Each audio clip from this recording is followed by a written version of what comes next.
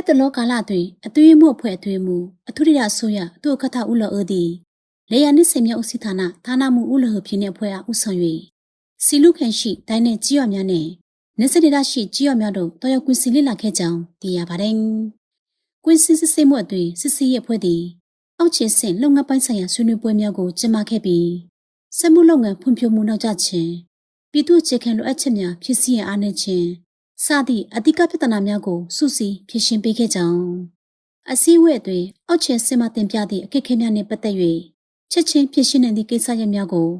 ထိုနေရာ၌ပင်သူ့ကထဥလောကပြုပြင်ဆောင်ရွက်ရည်နည်းလမ်းများချမှတ်ပေးခဲ့ပါတယ်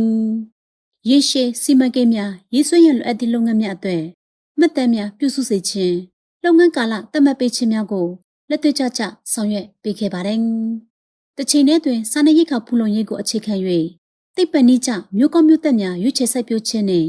စိုက်ပျိုးရေးနည်းပညာလက်ညှိုးမှုများပေးခြင်းဖြင့်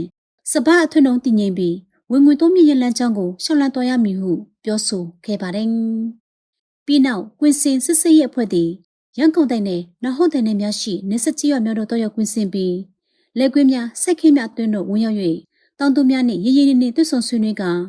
နေဆက်လက်များဖောက်လုပ်၍ပညာသင်အရွယ်ကလေးငယ်များ၏ပညာသင်ကြားမှုအခြေအနေစပါးခင်းများပြုစုဆောင်ရှောက်မှုတို့နှင့်ပတ်သက်၍အသေးစိတ်စုံစမ်းမေးမြန်းခဲ့သည့်အပြင်ခရိုင်အတွင်းရှိဟင်းသေးရွက်စိုက်ပျိုးရေးစခန်းဝင်းလုံရွာကစုံဦးစိုက်ပျိုးရေးစခန်းတို့ကိုလည်းတွားရောက်ကွင်းစင်စစ်ဆေးခဲ့ပါတယ်။ယခုတစ်ကြိမ်ကွင်းစင်စစ်ဆေးမှုသည်အစိုးရနှင့်နေဆက်ဒေသပြည်သူများအကြားပုံမရင်းနှီးစေခဲ့ပြီး